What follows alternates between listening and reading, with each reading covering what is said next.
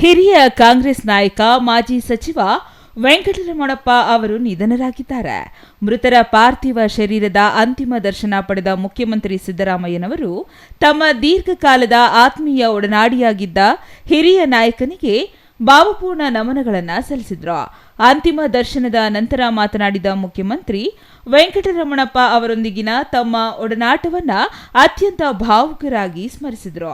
ವೆಂಕಟರಮಣಪ್ಪರವರು 4 ಬಾರಿ ಶಾಸಕರಾಗಿ 2 ಬಾರಿ ಸಚಿವರಾಗಿ ಸಾಮಾಜಿಕ ನ್ಯಾಯದ ಪರ ಹಾಗೂ ಅಹಿಂದ ವರ್ಗಗಳ ಏಳಿಗೆಗಾಗಿ ನಿರಂತರವಾಗಿ ಶ್ರಮಿಸಿದವರು. ಅವರು ಇನ್ನು ಕನಿಷ್ಠ 10 ವರ್ಷಗಳ ಕಾಲ ನಮ್ಮೊಂದಿಗೆ ಇರಬೇಕಾಗಿತ್ತು. ಇತ್ತೀಚೆಗಷ್ಟೇ ತಾಲೂಕಿನ ಅಭಿವೃದ್ಧಿ ಕಾರ್ಯಗಳಿಗೆ ಅನುದಾನ ಕೋರಿ ನನ್ನ ಬಳಿ ಬಂದಿದ್ದರು.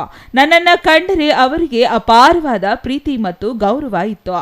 ಅವರಿಗೆ ಇಷ್ಟು ಬೇಗ ಸಾವು ಬರಬಾರದಾಗಿತ್ತು. ಅವರ ಅಗಲಿಕೆಯಿಂದ ಕರ್ನಾಟಕ ಒಬ್ಬ ಜನಪ್ರಿಯ ಹಾಗೂ ಜನಸ್ನೇಹಿ ನಾಯಕನನ್ನ ಕಳೆದುಕೊಂಡಂತಾಗಿದೆ ಎಂದು ಮುಖ್ಯಮಂತ್ರಿಗಳು ಕಳಕಳಿ ವ್ಯಕ್ತಪಡಿಸಿದರು. Kondappa, CTV news, Pavagada.